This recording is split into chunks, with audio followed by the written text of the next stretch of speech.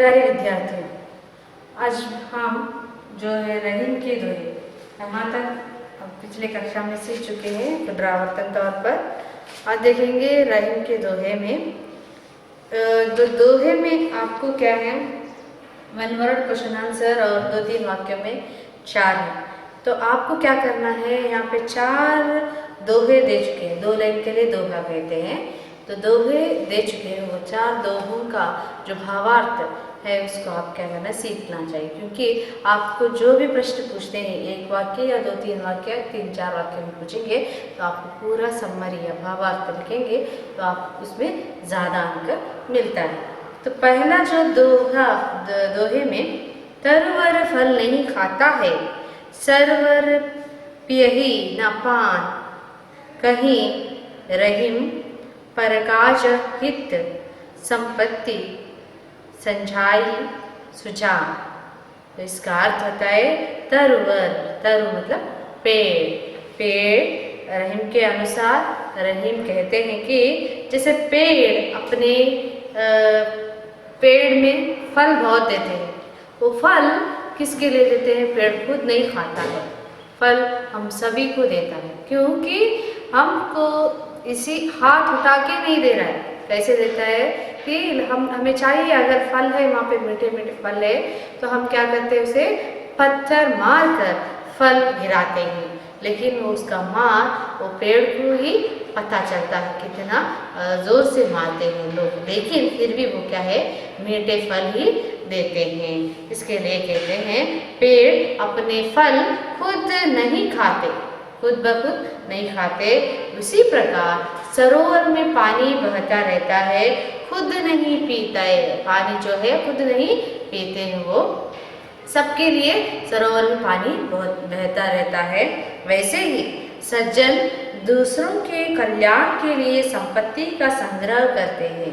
तो क्या है, हम जो संपत्ति इकट्ठा करते हैं हमारे लिए करते हैं, जितना भी धन दौलत रहता है हमारे लिए करते हैं।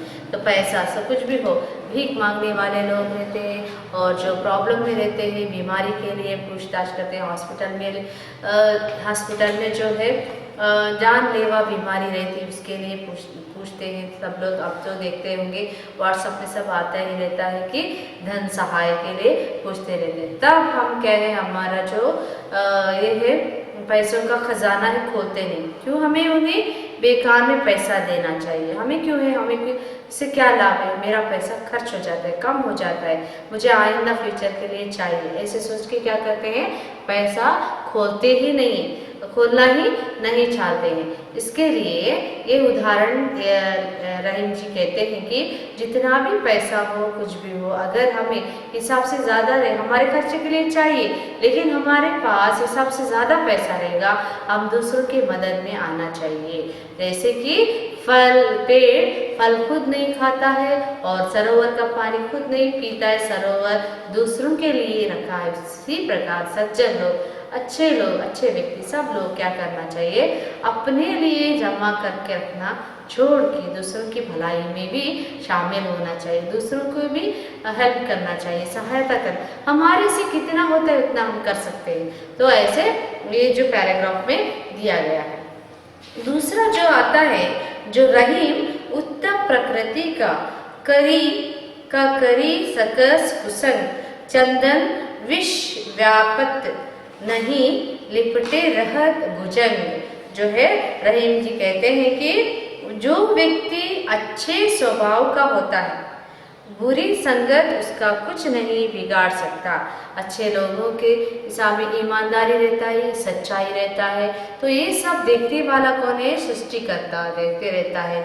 तो सच्चाई के सच का सामना करते रहते हैं, सच से ही उनका क्या है, सफलता मिल जाती है, झूठ का सहारा नहीं लेते हैं। इसके लिए ये अच्छे स्वभाव के होते हैं, जो व्यक्ति अच्छे स्वभाव के होते हैं उसकी जिंदगी में जीवन में अच्छा ही होता है। लेकिन जेलस करने वाले ये क्या है, अंगार डालने वाले बहुत सारे रहते हैं, लेकिन उसे कान भरने वाले भी रहते हैं, लेकिन वो सब कुछ वो क्या है साइड में रख देता है, उसे अपने जीवन में लाता ही नहीं। उसका लाइफ का इस प्रकार है, वैसी प्रकार वो चलने की कोशिश करता है। बुरी संगत उसका कुछ नहीं बिगाड़ सकता, कितना भी वो उसके मन में बुराई के लिए भर भर के देंगे तो भी, जैसे चंदन के पेड़ से सांप लिपटे रहने पर भी चंदन में उसका विष व्याप्त नहीं होता। चंदन विष सांप जो या सर्प सांप जो क्या है विष पूरित रहता है, तो चंदन का पेड़ जो है उसमें वहाँ लिपटे रहता है, उसे बहुत पसंद है चंदन का पेड़, उसमें लिपटे रहता है, लेकिन उसका विष चंदन के पेड़ पे नहीं लगता है, नहीं उस चंदन के पेड़ को नहीं जाता है। इसी प्रकार मनुष्य दूसरे जो लोग हैं कितना भी जलस करे उसके ऊपर, वो व्यक्ति के ऊपर, वो उसी को ही लगता है, लेकिन जो सच्चे मन का है, ईमानदारी है, अच्छा व्यक्ति है, उसे कभी चेंजेस होने के लिए नहीं देता है भगवान। जिस प्रकार चंदन के पेड़ पे विष पूरित सांप लिपट के रहता है, विष उसे नहीं जाता है पेड़ के लिए, उसी प्रकार मनुष्य को भी कितना भी बदलाव लाने की कोशिश किएंगे तो भी हमारी वैरी लोग, लेकिन मनुष्य में सच्चाई रहेगा तो कुछ भी नहीं कर सकते। वैसे ही जो पढ़ाई जो हम पढ़ते हैं तो हमारे मस्तिष्क के अंदर चला जाता है, तो इसको किसी को भी निकालने के लिए नहीं होता है। घर में जो सोना पैसा रहता है वो सब चोरी करके ले जा सकते हैं, लेकिन ये अच्छाई अच्छे गुण सब हमारे अंदर रहता है, हमारे भीतर रहता है। पढ़ाई का जो एजुकेशन भी वैसे हमारे मस्तिष्क के अंदर रहता है, दिमाग में रहता है, उसे किसी को भी चोरी करने के लिए नहीं होता है, किसी को भी लेने के लिए भी नहीं होता है। इसी प्रकार हमारे पास भी अच्छे गुण रहते हैं, उसको भी किसी को लेने के लिए नहीं होता है। कितना भी लोग कितना भी चेंजेस करने की कोशिश करें, लेकिन वो व्यक्ति चेंज नहीं होता है, सत्य मार्ग में ही चलते रहता है। तीसरा जो पैराग्राफ है दोहे है जो है, रहीमन देख बड़े को लघु न दीजिए डारी, जहाँ काम आवे सुई कहाँ करे तलवारी। रहीम कहते हैं कि राइस और बड़े लोगों को देखकर छोटे और साधारण लोगों को छोड़ मत दीजिए। तो बहुत ही पैसेदार और धन संपत्ति लोग रहते हैं, तब छोटे लोगों को क्या है डोंट केयर करना, या साधारण लोगों को भी ऐसे नेग्लेक्ट करना नहीं चाहिए, या तिरस्कार मत करना चाहिए। वो गरीब है, उसके पास कुछ भी नहीं है, ये देख अमीर है, राइस है, बहुत ही धनवान है उसके पास, वो और ये इसको कंपैरिजन नहीं करना चाहिए, क्योंकि जहाँ सुई काम आती है वहाँ तलवार क्या कर सकती है। सुई का जो काम क्या है वो सुई ही कर सकती है, कपड़े सीने के लिए ही सुई का उपयोग करते हैं। अगर वहाँ पे धागा रहेगा काटना चाहिए तो हम काट लेते हैं, उसके हिसाब से ले सकते हैं, या सीजर का उपयोग करते हैं। वहाँ पे क्या हम चाकू या तलवार या खड्ग लेके हम खड़गा जो लेके हम वहाँ पे इसका उपयोग करेंगे तो होता है क्या। अगर तलवार के जगह पे हम सुई लेके काम करेंगे तो होता है, जहाँ सुई का उपयोग होता है वहीं पे सुई का उपयोग करना है, सूजी और नीडल, और जो तलवार का जो उपयोग होता है वहीं पे तलवार का उपयोग होता है। तो अमीर हो गरीब हो उसके जीवन उसका जिंदगी उसके हाथ में रहता है, उसका लाइफ वो चलाते रहता है, उसमें कंपेयर करने की कोई ज़रूरत नहीं है। तो चौथा जो पैराग्राफ है, बड़े बड़ाई न करें बड़े न बोले बोल, रहीमन हीरा कब कहें लाख टका मम मोल। तो क्या है, बड़े लोग न ज़्यादा बोलते हैं न ही अपनी प्रशंसा करते हैं। रहीम कहते हैं कि हीरा कब कहता है कि उसका मूल्य लाख मुद्राएं हैं। तो बड़े लोग क्या है ज़्यादा बोलते नहीं, तो ज़्यादा बोलते नहीं। थोड़ा लोगों का आदत रहता है कि मैं वैसा हूँ, मैं वैसी हूँ, मैं ऐसे कर सकती हूँ, वैसे कर सकती हूँ।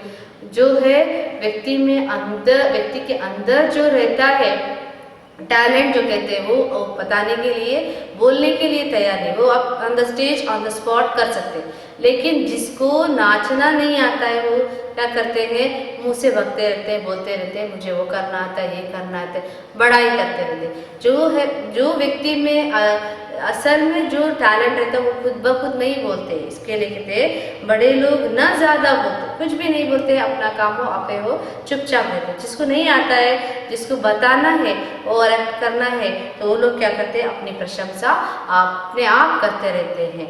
रहीम कहते हैं कि हीरा भी जब देखो, इसको हीरे को क्या है, बहुत मोल रहता है, वैल्यू इसका बहुत रहता है, लेकिन वो कभी नहीं लाख मुद्राएं, इसको लाखों से पैसा देते हैं तो कभी नहीं वो क्या है, घमंड या कर नहीं कहता है क्या, और नहीं बोलता भी, बोलने के लिए भी नहीं होता है, लेकिन उसका जो मूल है देखने में छोटा रहेगा, बड़ा रहेगा, कुछ भी रहेगा, लेकिन उसका वैल्यू बहुत रहता है। ऐसे ही व्यक्ति में भी क्या है, थोड़ा जानकारी रहने वाले लोग बहुत सारा बोलते रहते हैं, ये अपने आप में बताते रहते हैं, मैं वो जानती हूँ, मैं वो जानता हूँ, ऐसे करता हूँ, वैसे करता हूँ, करके कुछ भी नहीं दिखाता है कर, और उसके पास ताकत भी नहीं रहता है। जिसके पास टैलेंट रहता है, जिसके पास करने की ताकत रहती है, वो लोग चुपचाप रहते हैं, सुनते हैं दूसरों का, और क्या है, बताने टाइम आते समय वो बताते हैं या टैलेंट उनका प्रदर्शन कर देते हैं। इसके लिए कहते हैं हम कभी भी बड़ाई मत करना चाहिए। बड़ाई हो हमारे पास है, जो बड़ाई हमारी जो बड़ाई को या टैलेंट को देखकर दूसरे लोग क्या है, उंगली उठा के बताना चाहिए कि ये ऐसे कर सकते हैं, कर सकता है, इसमें ऐसा भाव है, ऐसे बताना चाहिए। ना कि अपने बारे में अपनी प्रशंसा हम खुद ब खुद कभी नहीं करना चाहिए, कभी नहीं करते। वो ऐसे ही आधा घड़ा पानी भरा हुआ रहता है, वो क्या वो चलते ही रहता है, इसके लिए मुहावरा है।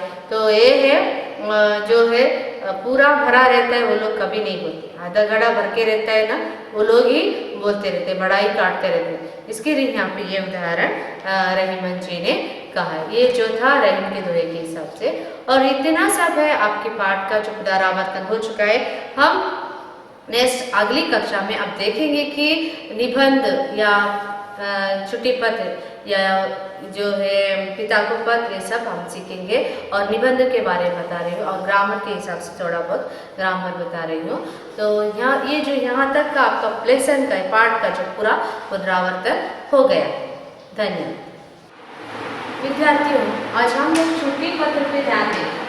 तो छुट्टी पत्र में जो आपको पहला लिखना है स्थान, जो आप कहाँ पे लिखते, कारखड़ा हो कारखड़ा, नहीं तो दूसरा गांव भी ले सकते हैं। मैंने दिया है यहाँ पे धारवाड़ या कुछ भी लिख सकते हैं। आपको अपना असली गांव बताने की ज़रूरत भी नहीं है, बता भी सकते हैं, ना बता भी सकते हैं, आपकी मर्जी है। यही लिखना है वही लिखना है, ये कुछ भी नहीं है। या स्थान पे, प्लेस पे, और दिनांक, जिस दिन आपको एग्ज़ाम रहता है आपको लिखना है, वो दिन का ही डेट लिखना चाहिए। तो एग्ज़ाम में ही छुट्टी पत्र पूछते हैं, तो यहाँ पे दिनांक लिखना है। और उसके सीधे लाइन पे यहाँ पे प्रेक्षक, फ्रॉम, तो प्रेक्षक लिखने के बाद कॉमा डालना।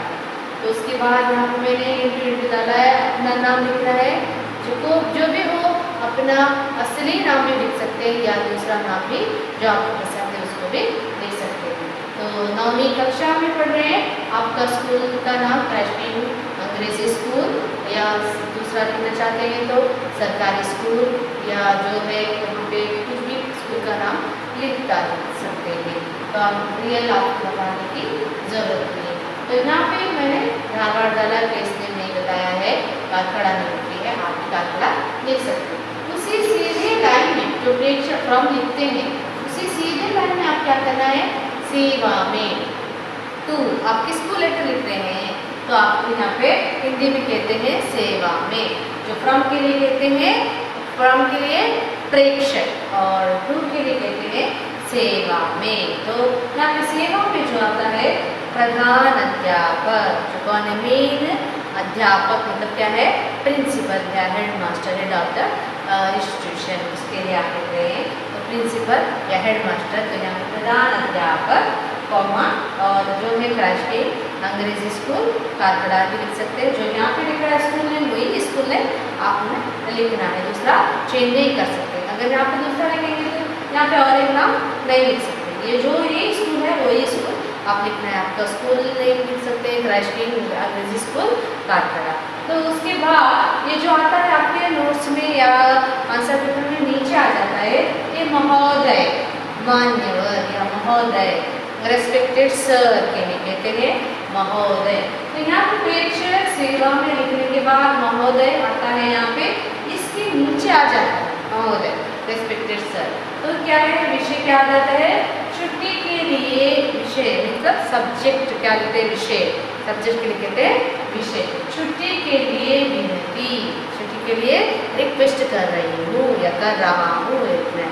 तो उसके बाद आपको लिखना है किस वजह से आप छुट्टी ले रहे हैं।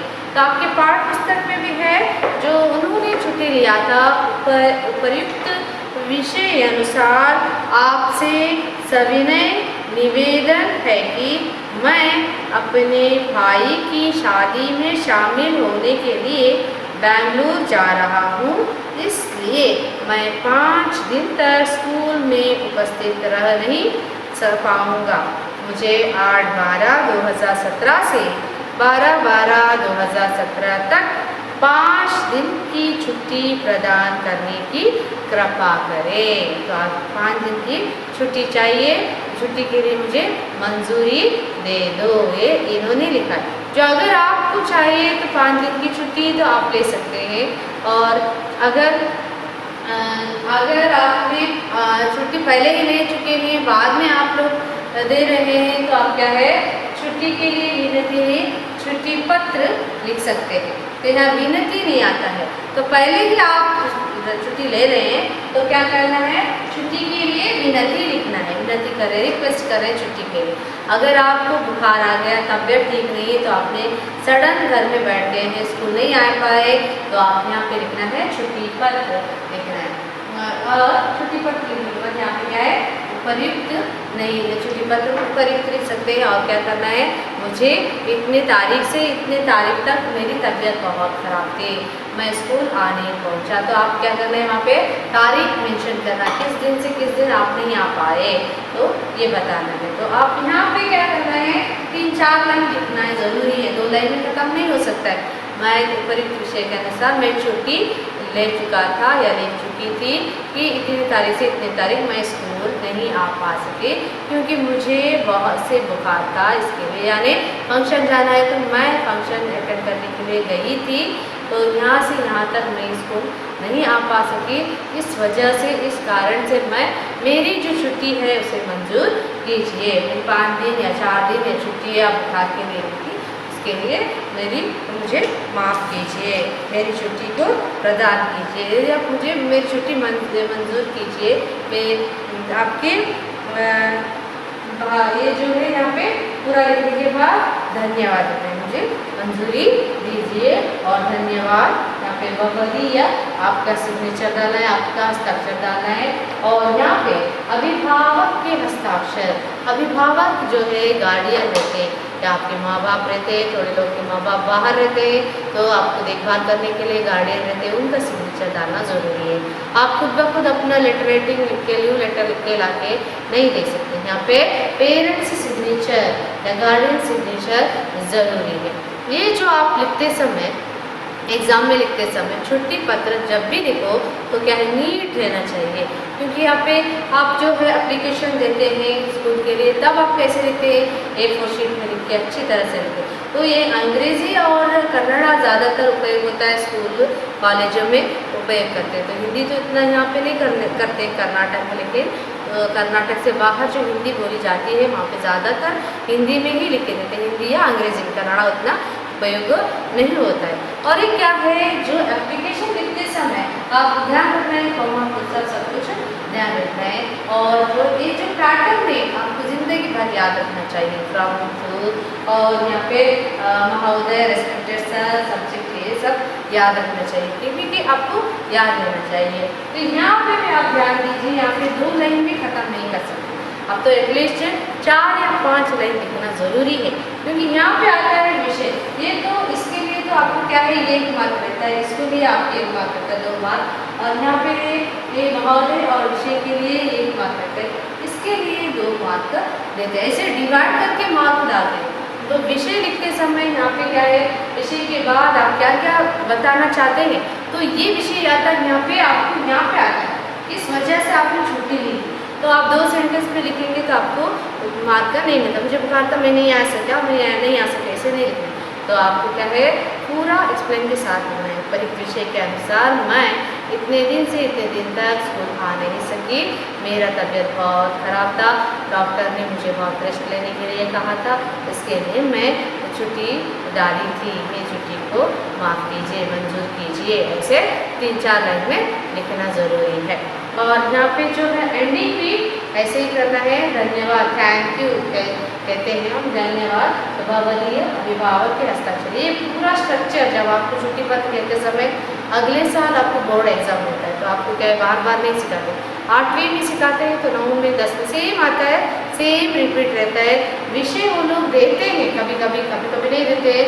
3 दिन की छुट्टी पूछते हुए आपको छुट्टी पत्र लिखने के लिए कहेंगे तो आप 3 दिन जो विषय रहता है वहाँ पे, नहीं तो क्या है, खुद ब खुद लिखने के लिए कहते हैं, स्वयं लिखने के कहते हैं। एक छुट्टी पत्र अपने प्रधान अध्यापक को लिखिए, तब हमारा टॉपिक लेके हम लिख सकते हैं। लेकिन कभी कभी वो लोग देते हैं 3 दिन की छुट्टी या 4 दिन की छुट्टी, या स्कूल वार्षिकोत्सव के टाइम में मुझे बुखार था, इसके लिए मैं नहीं आ सका, इसके बारे में लिखने के लिए भी कहते हैं। टोटली क्या है, छुट्टी लेते हैं तो आप पहले भी छुट्टी लेते हैं, उसके बाद में भी छुट्टी लेते हैं, टोटली आप छुट्टी लेते हैं तो आप लिखना। ये पैटर्न आपको याद रखना है, ये जो मेथड है, ये लिखने का स्टाइल है, आपको याद रखना चाहिए, अपने मस्तिष्क में रहना चाहिए। एक बार आप दिमाग में रख लें तो क्या है, आपके दिमाग में परमानेंट रहता है। अगले साल में आपको बोर्ड एग्जाम में आता ही है छुट्टी पर। और जो याद रखिए, प्रेक्षक जहाँ पे लिखा है वहीं पे सेवा में रहना है, इधर ना उधर, ऐसे सिस्टमेटिक रहना चाहिए। जो ये विषय यहाँ पे या जो है यहाँ पे इसके लाइन में ही आना चाहिए, बराबर से रहना चाहिए। और जो बहुत है यहाँ पे ये होने के बाद, ये होने के बाद, ये होने के बाद ऐसे रहना चाहिए कि देखते समय लगना चाहिए एप्लीकेशन है, लीव लेटर है, ऐसे पता रहना चाहिए। तो इस तरह आप लिखेंगे, आपको क्या है, आंखें बंद करके ही मार्क डाल सकते हैं। यहाँ पे भी विषय लिखते समय भी स्पेलिंग मिस्टेक नहीं रहना चाहिए और विषय भी बराबर से रहना चाहिए। आपको आराम से 4 अंक दिया जाता है। तो छुट्टी पत्र लिखते समय भी केयरफुल आप क्या करना है, गलतियाँ नहीं करना चाहिए। स्ट्रेक आउट करना या व्हाइटनर तो बिल्कुल डालने के लिए नहीं है। और लिखना बुझाना पेन में, पेंसिल में हो तो इरेजर यूज़ करते हैं, लेकिन पेन में लिखते समय लिखते बुझाते हैं तो क्या हो जाता है, वहाँ पे उठ के दिखता है। तब हम देखते हैं एप्लीकेशन तो ऐसे थोड़ी दिखता है एप्लीकेशन, क्योंकि हम जो घर में लिखते हैं तो एप्लीकेशन लिखते समय अगर ये गंदा हो गया तो दूसरा हम पेपर लेके लिख सकते हैं। ये जो है एग्ज़ाम में हम आंसर पेपर में लिखते हैं तो हम लिखने से पहले पूरी तैयारी के साथ लिखना चाहिए। तब क्या है, हम गलती हो गया तो भी हम क्या कुछ भी नहीं कर सकते, उसी को हम रखना पड़ता है। पेपर लेके हम घर में लिखेंगे, एप्लीकेशन देना है तो हम क्या करते हैं, वो पेपर गंदा हो गया, अच्छा नहीं है, ठीक नहीं, विषय नहीं है, इसके लिए हम क्या करते हैं, कूड़े पे डाल देते हैं। तो एग्ज़ाम पेपर में हम लिखते समय बहुत केयरफुल से लिखना चाहिए, सोच विचार से लिखना चाहिए कि गलतियाँ नहीं होना चाहिए, मुझे फुल अंक मिलना चाहिए। सोच के आप क्या करना है, छुट्टी पत्र लिखना है। आपको आराम से 4 मार्क दिया जाता है या 4 या 5 मार्क रहता है। मैंने कहा ना, आपको एक यहाँ पे देंगे, एक यहाँ पे देंगे, 2 और यहाँ पे एक रहता है, इसके लिए 2 मार्क रहता है और आधे में 1 मार्क रहता है। ऐसे सिस्टम रहता है, आधा मार्क भी रहता है, 1 मार्क भी रहता है। वो डिपेंड अपन जो पेपर करते हैं आंसर पेपर, हमें जो है पेपर का वैल्यूएशन में वहाँ पे आंसर पेपर देते हैं, वहाँ पे वो लोग डिवाइड करके देते हैं, किस पर आधा मार्क होगा, आधा मार्क 1 मार्क रहेगा तो 1 मार्क ऐसे डिवाइड करके देते हैं। तो इस हिसाब से हमें मार्क देना पड़ता है। अगर आपको ये सही है तो वहाँ पे आधा मार्क देने के लिए कहा है तो ये आधा मार्क दे सकते हैं, तो गलती रहेगा तो मार्क वहाँ पे काटना पड़ता है, 3.5 या 4.5 ऐसे देना पड़ता है, 2 एंड ऑफ ऐसे भी आ जाएगा। तो बच्चों याद रखिए, छुट्टी पत्र आप 8वीं से कल सीखते हैं, 10 क्लास में तो आता ही है, तो इसे बहुत से जोर से ध्यान दीजिए और प्रैक्टिस कीजिए नीट के लिए।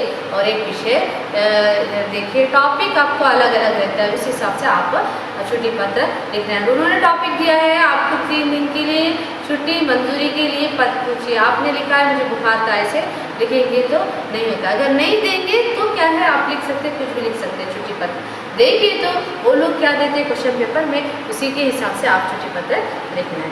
ये तो हो गया आज के लिए छुट्टी पत्र। अगली कक्षा में देखेंगे निबंध ये सब सीखने के लिए, अगली कक्षा में हम फिर मिलेंगे। धन्यवाद।